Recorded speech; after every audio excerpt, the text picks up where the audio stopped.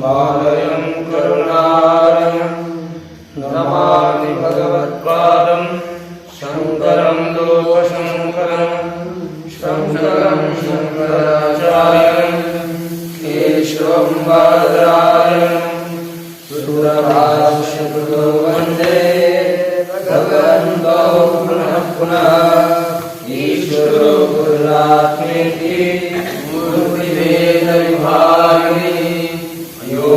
व्योमव्याप्तदेहाय दक्षिणामूर्तये नमः।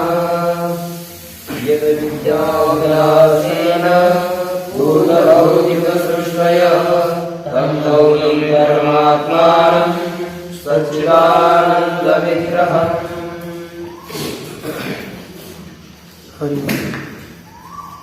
श्री धर्मराजा धुरीन्द्र प्रणीता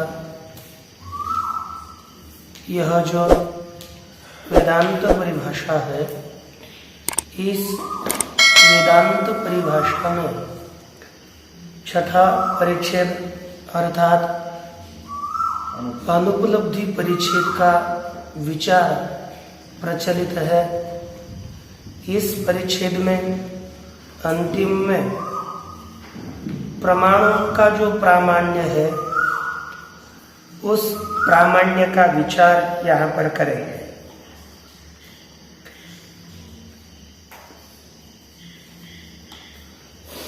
यह सभी प्रकार के प्रमाणों का प्रामाण्य किस प्रकार का है, इस प्रकार की अपेक्षा होने के बाद यहाँ पर बताया गया, एवं उक्तानां प्रमाणानां प्रामाण्यं स्वतः एव उत्पद्यते ज्ञायते च। एवं इस तरह बताए गए जो 6 प्रमाण है, उन 6 प्रमाणों का प्रामाण्य स्वतः स्वयं ही उत्पन्न होता है और स्वतः ही ज्ञात होता है। इसलिए वेदांत मत में स्वतः प्रामाण्य माना गया है। तथा ही स्पष्ट करते हैं, तथा ही स्मृत्यनुभव साधारणम संवादी प्रवृत्त्यनुकूलम तद्वती तत्प्रकारक ज्ञानत्वम प्रामाण्यम। प्रामाण्य का स्वरूप बताया। कैसा है? कहते स्मृत्यनुभव साधारणम। कैसा प्रामाण्य है वह? स्मृति में और अनुभव में एक समान प्रामाण्य है। कैसा? संवादी प्रवृत्त्यनुकूलम। संवादी जो प्रवृत्ति उसके अनुकूल, संवादी प्रवृत्ति के अनुकूल प्रामाण्य है, अर्थात सफल प्रवृत्ति के अनुकूल प्रामाण्य है। संवादी अर्थात जो फलवती प्रवृत्ति होती है उसको संवादी प्रवृत्ति कहते हैं, और जो निष्फल प्रवृत्ति है वह विसंवादी प्रवृत्ति है। सफल प्रवृत्ति के अनुकूल यह प्रामाण्य है। कौन सा? कहते तद्वती तत्प्रकार ज्ञानत्वम। अर्थात न्याय मत में जो यथार्थ ज्ञान का स्वरूप बताया, वही यहाँ पर रूप स्वरूप दिया। तद्वती तत्प्रकार ज्ञानत्वम प्रामाण्य। जैसे घटत्ववती घटत्व प्रकारक ज्ञान, और वही ज्ञानत्व ज्ञान में रहेगा, यही प्रामाण्य है। तच्च ज्ञान सामान्य सामग्री प्रयोज्यम न तो अधिकम गुणम अपेक्षते। तच्च वह प्रामाण्य अपने उत्पत्ति के लिए किन किन की अपेक्षा करता है? कहा कि ज्ञान सामान्य सामग्री प्रयोज्यम। ज्ञान की जो सामान्य सामग्री है, अर्थात ज्ञान की उत्पत्ति की जो सामग्री है, उसी सामग्री से जन्य वह प्रामाण्य होता है। ज्ञान की उत्पत्ति के लिए जो सामग्री अपेक्षित होती है उसी सामग्री से ज्ञानगत प्रामाण्य की भी उत्पत्ति होती है। अलग ज्ञान के उत्पत्ति सामग्री से अलग अन्य सामग्री की अपेक्षा नहीं होती। न तो अधिकम गुणम अपेक्षते, अधिक गुण का अधिक गुण की अपेक्षा नहीं रखते। प्रमा मात्रे अनुगत गुणाभावात्, क्योंकि अधिक गुण की अपेक्षा नहीं करती। क्यों कहते कि प्रत्येक प्रमा में, सभी प्रकार के प्रमाओं में अनुगत एक कोई गुण, अव्यभिचारी एक साधन रहता ही नहीं है। एक आधा अव्यभिचारी गुण सभी प्रकार के प्रमाओं में विद्यमान हो तो अनुगत गुण होने के कारण उससे ज्ञान की उत्पत्ति होती है। प्रामाण्य का ज्ञान होता है, प्रामाण्य की उत्पत्ति होती है, हम कह सकते थे। लेकिन सभी प्रकार के प्रमाओं में प्रत्यक्ष, अनुमिति, उपमिति, शब्द,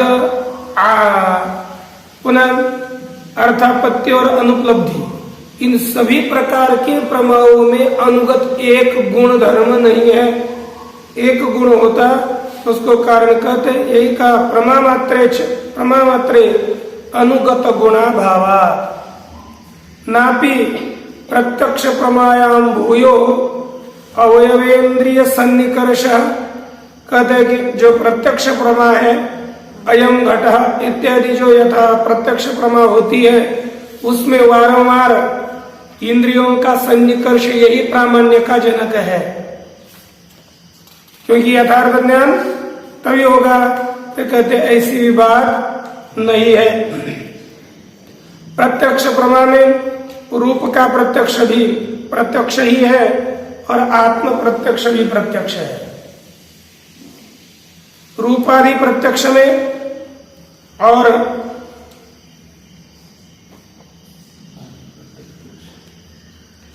आत्मा के प्रत्यक्ष में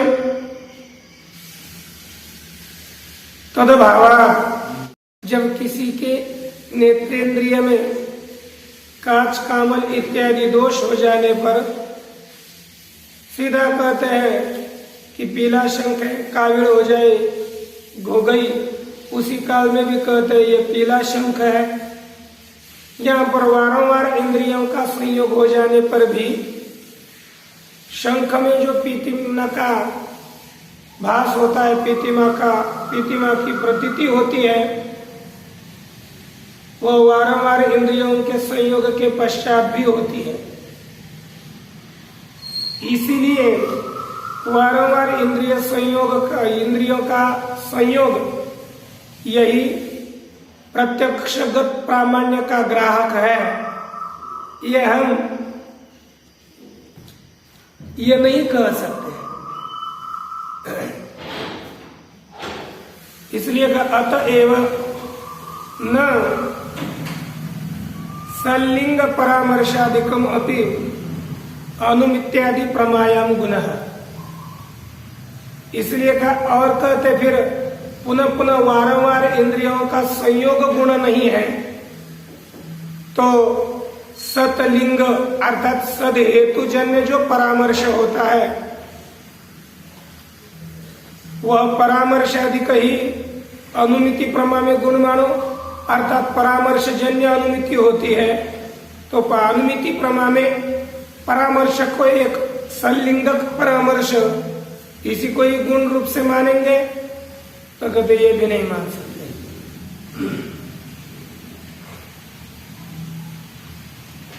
असलिंगक परामर्शादि स्थले भी विषयाबाधेन अनुमित्यादि प्रमात्वात्। कई कई स्थलों पर असत लिंगक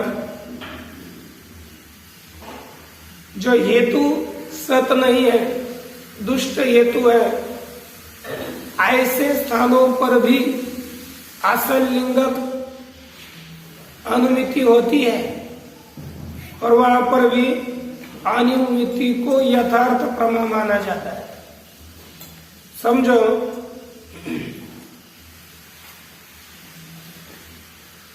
आपने पर्वत में एक अनुमिति करी, पर्वतो वन्यमान प्रमेयत्वात्। प्रमेयत्वात् हेतु यद्यपि असर हेतु है, व्यभिचारी हेतु है, लेकिन इस स्थल में भी वन्य रूप अनुमिति, वन्य की जो अनुमिति हुई उस अनुमिति का बाद नहीं होता, वहां आगे अनुवन्य है। लेकिन प्रमेय तो हेतु से आपने वन्य का अनुमान किया, तो वहां पर वास्तविक वन्य नहीं दिया, वहां पर अनुमिति का बाद नहीं होता। इसलिए सलिंग परामर्श यही वास्तविक प्रमात्व का हेतु ये नहीं कर सकते। असलिंग परामर्शादि स्थल में भी विषय का बाद न होने से अनुमित्यादियों में प्रमात्व आ जाता है। न चैवम अप्रमापि प्रमा से, वो कहते फिर अप्रमा भी प्रमा हो जाएगी। इस तरह से किसी से भी किसी की उत्पत्ति मानोगे, अर्थात असलिंग परामर्श से भी अनुमिति की उत्पत्ति, यथार्थ अनुमिति की उत्पत्ति, प्रमात्व की उत्पत्ति मान ली जाए तो अप्रमा भी अयथार्थ ज्ञान को भी प्रमा यथार्थ ज्ञान मानना पड़ेगा, हो जाएगी। कहते नहीं, क्यों? ज्ञान सामग्री अविशेषात अविशेषारित,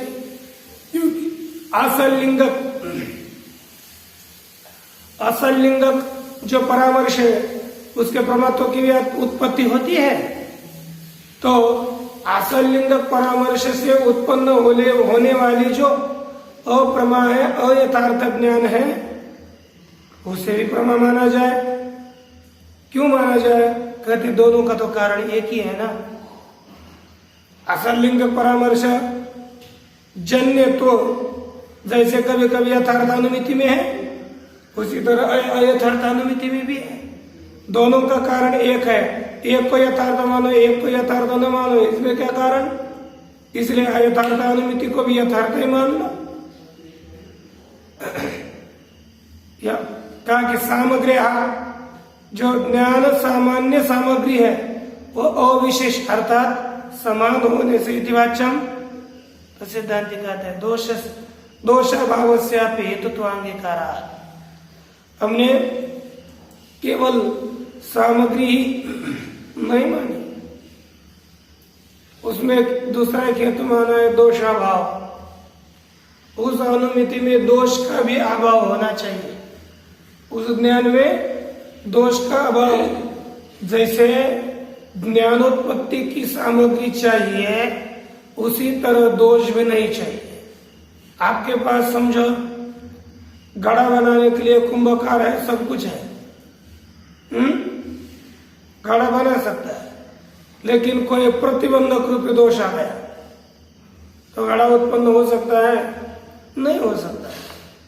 कारण सामग्री होने के बाद दोष का भी न होना एक हेतु हो जाता है। इसलिए कहा दोषाभावस्यापि हेतुत्वांगीकारा, दोषाभाव को भी हेतु स्वीकारा है। न चैवम परतस्थम इति वाच्यम। इस तरह आपने एक ज्ञान की उत्पत्ति के सामग्री से अतिरिक्त दोषाभाव को भी कारण प्रमात्व में माना है, तो अतिरिक्त साधन हो गया। तो यह स्वतः अर्थात ज्ञान के सामग्री से ही यदि प्रामाण्य की उत्पत्ति हो तो वह स्वतः प्रामाण्य कहलाता है, और ज्ञान सामग्री से अतिरिक्त एक आदि सामग्री आ गई तो वह प्रामाण्य परतः कहा जाता है, परतः प्रामाण्य। तो पूर्व पक्षी कहता है दोषाभाव ये तो ज्ञानोत्पत्ति सामग्री से अतिरिक्त हो गया, उसकी भी अपेक्षा है तो प्रामाण्य परतः प्रामाण्य हो गया। इसलिए कहा एवं न चैवम परतस्त्वमिति। पूर्व पक्षी ने कहा इस तरह तो यह प्रामाण्य परतः प्रामाण्य हो गया, दूसरी सामग्री आ गई। सिद्धांति कहते इति न वाच्यम। आगंतुक भाव कारण अपेक्षायाम एव परतस्त्वात्, ये जो परत प्रामाण्य बताया है ना, परत प्रामाण्य अर्थात दूसरी सामग्री, ज्ञानोत्पत्ति के सामग्री से अतिरिक्त सामग्री जन्य तो ये जो बताया वो भाव सामग्री की अपेक्षा से कहा है, अभाव रूप सामग्री से नहीं। प्रतिबंध का भाव ये तो अभाव है, प्रतिबंध का भाव, ये दोष भाव, ये अभाव है। जो अन्य सामग्री कही जाती है वह यहाँ पर आगंतुक भाव कारण के अपेक्षा से बताई गई है। यह है ना, आगंतुक भाव कारण कोई दूसरा न हो, अभाव कारण चल सकते हैं। दोष भाव यह अभाव है, इसलिए यह सामग्री हो सकती, उसमें कोई दोष नहीं। दूसरी यदि भाव सामग्री होती तो इसमें परत प्रामाण्य आ जाता, इसलिए यह पर भाव सामग्री नहीं है, इसमें कोई दोष नहीं है। यह प्रामाण्य जैसे ज्ञान सामग्री के द्वारा ही, ज्ञान जिस सामग्री से उत्पन्न होता है उसी सामग्री से ज्ञानगत प्रामाण्य की भी उत्पत्ति होती है। अतिरिक्त जैसे अयम घट यह ज्ञान उत्पन्न हुआ, इसके लिए क्या लगे, चक्षुरादि इंद्रिय सन्निकर्ष लगा, और तो उस ज्ञान में रही प्रमात्व, उसकी उत्पत्ति के लिए दूसरी कोई सामग्री थी क्या? उस ज्ञानगत प्रमात्व भी उसी सामग्री से उत्पन्न हुआ, ये यथार्थ ज्ञान है, उसी सामग्री से उत्पन्न हुआ। और उस प्रमात्व का ज्ञान किसके द्वारा होता है? कहते वह स्वतः ही होता है। ज्ञान प्रमात्व, ज्ञान में प्रमात्व, प्रमा में प्रमात्व, प्रमा उत्पन्न हो गई तो प्रमात्व उसमें उत्पन्न हो गया, घट उत्पन्न हो गया। स्वतः, जैसे प्रामाण्य की उत्पत्ति स्वतः होती है, अर्थात ज्ञान की सामग्री से ही ज्ञानगत प्रामाण्य की उत्पत्ति होती है, तद्वत ज्ञानगत प्रामाण्य का ज्ञान भी ज्ञान के सामग्री से ही होता है, अन्य सामग्री से नहीं होता। इसलिए कहा दोषा स्वतोग्राह्यत्वंच दोषाभावे सति यावत स्वाश्रय ग्राहक सामग्री ग्राह्यत्व। स्वतोग्राह्यत्व प्रामाण्य में है क्या? बताया दोषाभावे सति, दोष का अभाव होते हुए, जैसे हम इन पदार्थों को देख रहे हैं, इसको देखने के लिए न नेत्रगत कोई दोष है, न कोई नहीं है, दोष का अभाव है। दोषाभाव होते से इसको हमने देख लिया, इसका ज्ञान होने के लिए चक्षुरादियों की चक्षु सापेक्षित है, प्रकाश अपेक्षित है, ये सामग्री इसको जो जो अपेक्षित है वह यहाँ पर है, और कोई दोष भी नहीं है नेत्रेंद्रिय आदियों में, इसलिए दोष का अभाव होते हुए यावत स्वाश्रय, यावत अर्थात जितनी, स्वम अर्थात प्रामाण्य, स्वम अर्थात प्रामाण्य, स्व का आश्रय ज्ञान, प्रामाण्य का रहेगा, इसका प्रामाण्य तो इसके ज्ञान में रहेगा ना, स्वम ज्ञानम, स्वाश्रयः ते स्वम प्रामाण्यम, स्वाश्रयः ज्ञानम प्रमाज्ञानम, तद्ग्राहक अर्थात इसके ज्ञान को ग्रहण करने वाली जो सामग्री है उसी सामग्री से ग्राह्य कौन होता है? प्रामाण्य होता है। कौन होता है? प्रामाण्य। दोनों भी ज्ञान और ज्ञानगत प्रामाण्य एक ही सामग्री से ग्रहण होता है, एक ही सामग्री से ज्ञान होता है। तो क्या होगा? स्वम प्रामाण्यम स्वाश्रय ज्ञानम, तत्ग्राहक सामग्री चक्षुरादि सामग्री तद्ग्राह्यत्वम प्रामाण्य में जाता है। दोनों को भी ग्रहण करने वाला एक ज्ञान ग्राहक सामग्री ग्राह्यत्वम, यही है समझ लो। स्वाश्रय ग्राहक सामग्री ग्राह्यत्वम बोलो अथवा ज्ञान ग्राहक सामग्री ग्राह्य तो बोला वही तो है। स्वाश्रयो, स्व का आश्रय कौन हुआ? कहते स्वाश्रयो वृत्ति ज्ञानम, उसको ग्रहण करने वाला वृत्ति ज्ञान। तद ग्राहक, उसका ग्राहक है, ज्ञान का ग्राहक कौन है? साक्षी ज्ञानम, जो वृत्ति ज्ञान को भी ग्रहण करने वाला होता है साक्षी ज्ञान। तेनापि वृत्ति ज्ञाने तेनापि अर्थात उसी साक्षी ज्ञाने न अपि, उसी साक्षी ज्ञान के द्वारा भी वृत्ति ज्ञाने गृह्यमाने, वृत्ति ज्ञान का ग्रहण किए जाने पर तदगतम अर्थात ज्ञानगतम प्रामाण्यम गृह्यते, ज्ञानगत प्रामाण्य का ग्रहण किया जाता है। न चैवम प्रामाण्य संशयानुपत्ति, कहते इस तरह तो फिर प्रामाण्य के विषय में संशय की तो अनुपत्ति होगी, कभी संशय होगा ही नहीं। कहते न, ऐसी बात नहीं है, संशय भी हो सकता है। संशय भी प्रामाण्य में ये यथार्थ है कि नहीं है, ये संशय होगा, संशय नहीं सिद्ध होगा, साक्ष्य सबका ग्राहक है तो कहते नहीं, संशय हो सकता है। कब? तत्र संशयानुरोध है ना, दोषस्यापि सत्वेन, कहते हैं संशय के अनुरोध से वहां पर दोष भी रहता है। जहां पर प्रामाण्य के विषय में संशय होता है वहां पर दोषानुरोध से संशय अनुरोध से जहां पर संशय हुआ दोष तो मानना ही पड़ता है। इसलिए दोषास्यापि सत्वेन, संशय स्थान पर दोष भी होने से दोषाभाव घटित स्वाश्रय ग्राहका भावेन, दोषाभाव से युक्त जो स्वाश्रय, स्वाश्रय अर्थात है ना, दोषाभाव से युक्त स्वाश्रय का ग्राहक होना चाहिए। क्या होना चाहिए? स्वाश्रय का ग्राहक।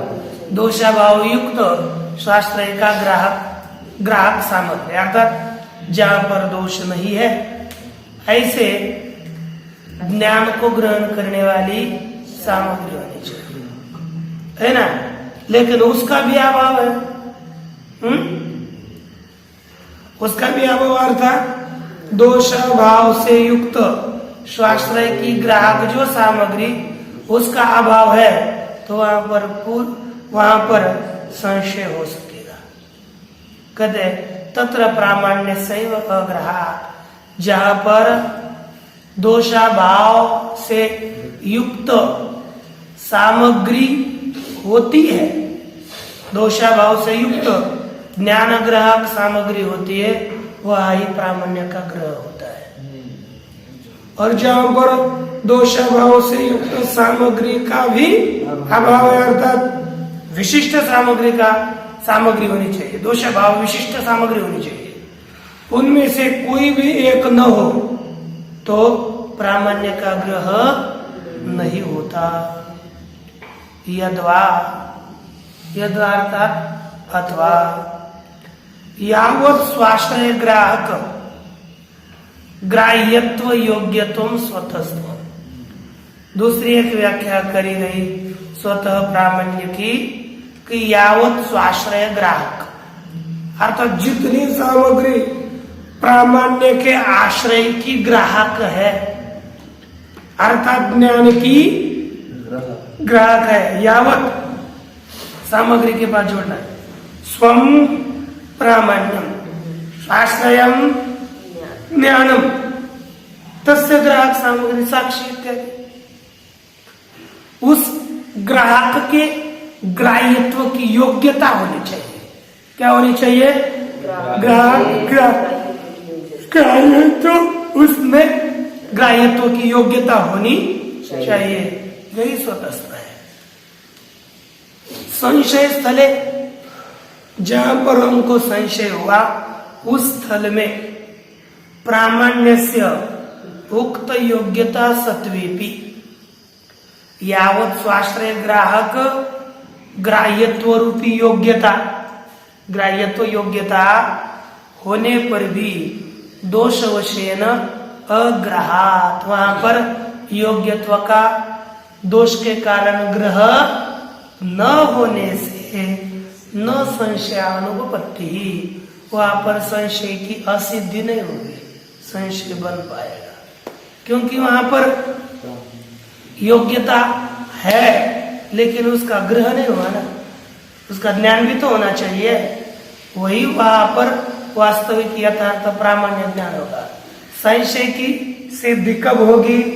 जहां पर दोष होगा वहां पर भी संशय की सिद्धि होगी, और प्रामाण्य का ग्रहण नहीं होगा, वास्तविक प्रामाण्य का ज्ञान नहीं होगा, वहां पर भी संशय की सिद्धि हो जाती है। अप्रामाण्यम तो ज्ञान सामान्य सामग्री प्रयोजन, जो अप्रामाण्य अर्थात अप्रामाणिक ज्ञान है वह ज्ञान के सामान्य सामग्री से उत्पन्न होता है। अप्रामाण्य ज्ञान के सामान्य सामग्री से प्रयोज्य है, अर्थात उससे सामान्य सामग्री से ही उत्पन्न न, अच्छा न रह गया, ज्ञान सामान्य सामग्री से ही अप्रामाण्य उत्पन्न नहीं होता। फिर उसके लिए और कौन सी सामग्री लगती है का यदि मानेंगे ज्ञान के सामान्य सामग्री से ही अप्रामाण्य की उत्पत्ति होती है तो प्रमायाम अभी अप्रामाण्यपत्य है। जो प्रमा अर्थात यथार्थ ज्ञान है उसमें भी अप्रमात्व की आपत्ति हो जाती। क्यों? कहते हैं कि वो जो प्रमा होती है ना वो ज्ञान सामान्य सामग्री से उत्पन्न होती है, और ज्ञान सामान्य सामग्री से प्रमा की उत्पत्ति होती है, प्रामाण्य की भी उत्पत्ति होती है, और अप्रामाण्य की भी उत्पत्ति मानोगे तो उसमें भी प्रमा में भी अप्रामाण्य की उत्पत्ति होने की आपत्ति आ जाएगी, क्योंकि सामग्री तो वहां पर है ही है पूरी का। फिर क्या है? कहते अप्रामाण्य घटक तद भाववत्वादेर वृत्ति ज्ञानानुपनीतत्वेन साक्षिणा ग्रहीतुम अशक्यत्वात्। ये कैसे आपत्ति आती है? अच्छा, एक किंतु दोष प्रयोज्यम, यह कहा अरे यह जो अप्रामाण्य है वह कैसे ग्रहित होता है? ज्ञान सामान्य सामग्री से नहीं, उसमें दोष प्रयोजित है, अर्थात दोष से भी उसका ग्रह होता है, वह दोषजन्य है अप्रामाण्य। कैसे है? दोषजन्य। अच्छा, नापि अप्रामाण्यम यावत् स्वाश्रय ग्राह्य ग्राहक ग्राह्य, तो यानी यह अप्रामाण्य ज्ञान सामान्य सामग्री से जन्य भी नहीं है, वह अप्रामाण्य दोष से उत्पन्न होता है, ज्ञान के सामान्य सामग्री से उत्पन्न नहीं होता। जैसे आपको लगा है ना अयम सर्प, यहाँ पर मंदांधकार आदि दोषजन्य तो है ना, दोषजन्य। कांच का यहाँ पर शुक्ति में रजत की प्रतीति किस दोष से जन्य है?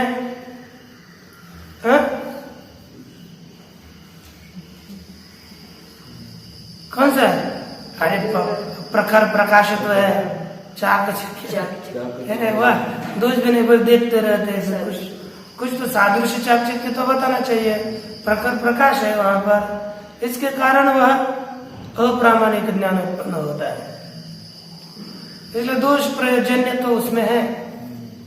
नापि अप्रामाण्यम, वह अप्रामाण्य यावत् स्वाश्रय ग्राहक ग्राह्यम न, वह अप्रामाण्य जितने स्वाश्रय है उनसे, स्वाश्रय के ग्राहक अर्थात ज्ञान के ग्राहक से ग्राह्य नहीं है। फिर कैसा है कहते ये जो अप्रामाण्य है ना, ये यावत स्वाश्रय ग्राहक ग्राह्य है, अर्थात ज्ञान के ग्राहक सामग्री से ग्राह्य होता है, वैसे अप्रामाण्य नहीं है।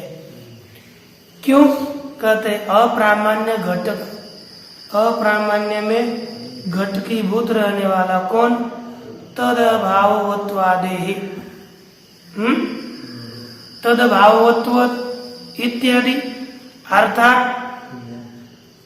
प्रमात्वा भाववत्व इत्यादि इत्यादि वृत्ति ज्ञानानुपनीतत्वेन, यह वृत्ति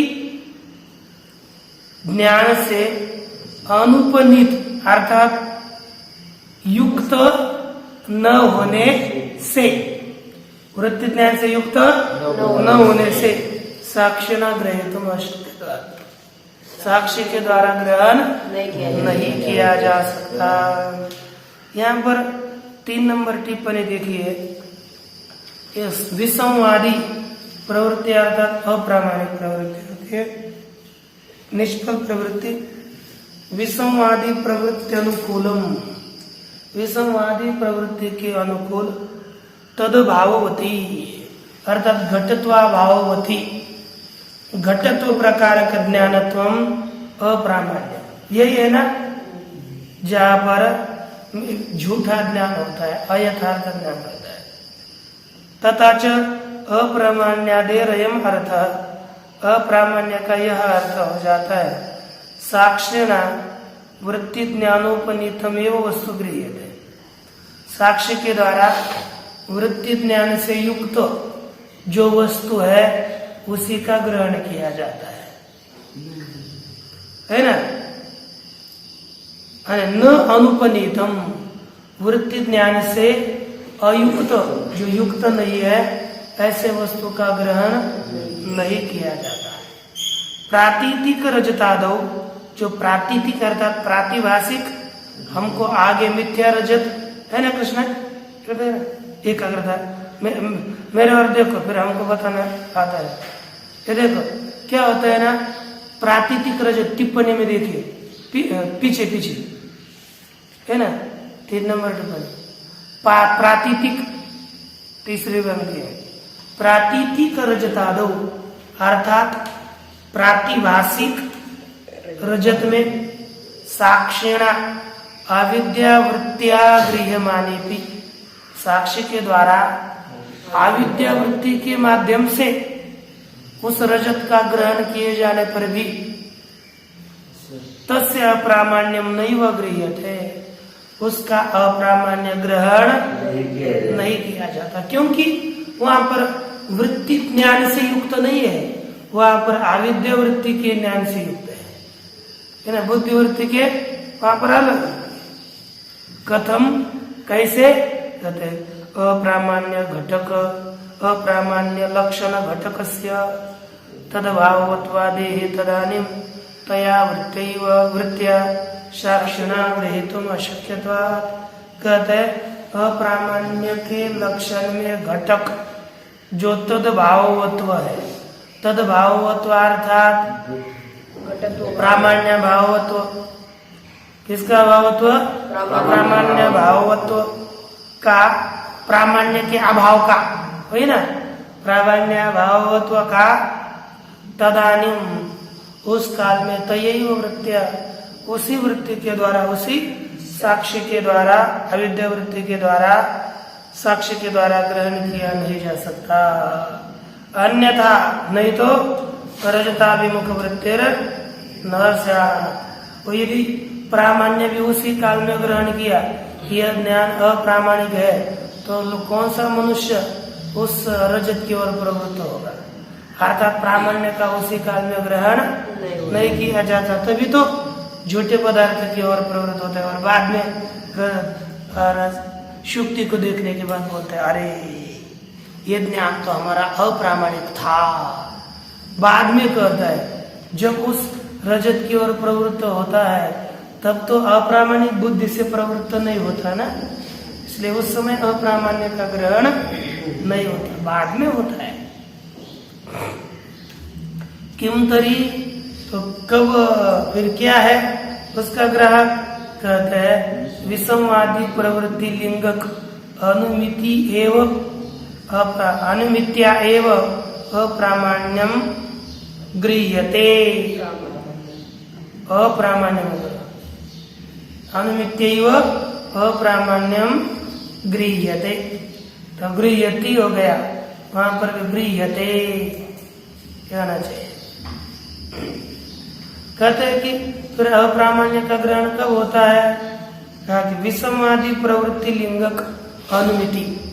हमारी प्रवृत्ति कैसी हो गई, विषमवादी। उस विषमवादी प्रवृत्ति के द्वारा ही, प्रवृत्ति लिंगक अनुमान के द्वारा ही अप्रामाण्यम गृह्यते है। क्या ग्रहण किया जाता है, अप्रामाण्य का ग्रहण अनुमिति से होता है और प्रामाण्य का ग्रहण ज्ञान के ग्राहक सामग्री से ही होता है।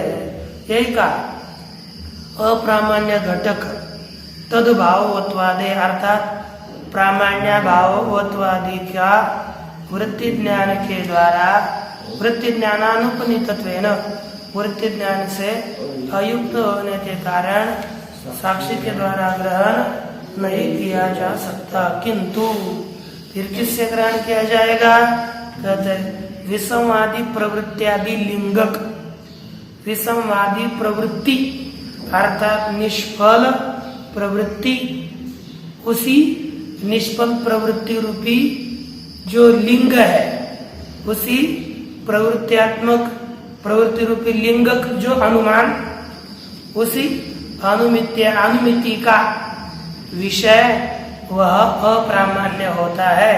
इसीलिए अप्रामाण्य कैसा है, परत एव अप्रामाण्यम उत्पद्यते न्यायते च इति। इसलिए अप्रामाण्य परतः उत्पन्न होता है और परतः ही ज्ञात होता है, और जो प्रामाण्य है वह स्वतः उत्पन्न होता है और स्वतः ही ज्ञात होता है। एक इसका सारांश समझ लीजिए, जो ज्ञान स्वतः प्रामाण्य किसे कहते हैं और परतः प्रामाण्य किसे कहते हैं। जो ज्ञान की सामग्री से ही उत्पन्न होता है और ग्रहण होता है, अर्थात समझो ये ज्ञान है और ये इनके दोनों, ये प्रामाण्य है और ये प्रामाण्य का ज्ञान है। ये ज्ञान जिस सामग्री से उत्पन्न हुआ उसी सामग्री से प्रामाण्य की भी उत्पत्ति होती है और उसी सामग्री से इस प्रामाण्य का ज्ञान भी होता है। इसी को कहते हैं प्रामाण्य स्वतः प्रामाण्य, इसको कहते हैं स्वतः प्रामाण्य। अब ये जो प्रामाण्य का ज्ञान है और या जो अब आप समझो ये ब्रह्म ज्ञान और उसमें अप्रामाण्य का ज्ञान और अप्रामाण्य की उत्पत्ति। ये जो ब्रह्म में होता है ना, ब्रह्म उत्पन्न होता है अलग सामग्री से और ये अप्रामाण्य का ज्ञान होता है अलग सामग्री से, उत्पत्ति भी अलग सामग्री से, उसका ज्ञान भी अलग, अर्थात इसकी सामग्री अलग और इसकी सामग्री अलग। इसीलिए इसको कहते हैं परतः प्रामाण्य, परतः अप्रामाण्य। अप्रामाण्य दूसरे सामग्री से होता है क्योंकि ज्ञान दो काच कामल इत्यादि दो शैलियों से होता है और उसमें अप्रामाण्य का ज्ञान अनुमिति से होता है, अलग हो गई कि नहीं। इसलिए इसलिए वेदांत मत में अप्रामाण्य परतः अप्रामाण्य है और प्रामाण्य स्वतः होता है। न्याय मत में जो प्रामाण्य है ना, वो ज्ञान की उत्पत्ति की जो सामग्री है उसी से ही प्रामाण्य का ज्ञान नहीं होता। फिर किससे होता है, वो अनुमिति से मानते हैं। इसलिए न्याय मत में परतः प्रामाण्य है और वेदांत मत में स्वतः प्रामाण्य माना गया है। इस तरह से अनुपलब्धि परिचय की समाप्ति हो जाती है। ओम पूर्णमदः पूर्णमिदं पूर्णात् पूर्णमुदच्यते पूर्णस्य पूर्णमादाय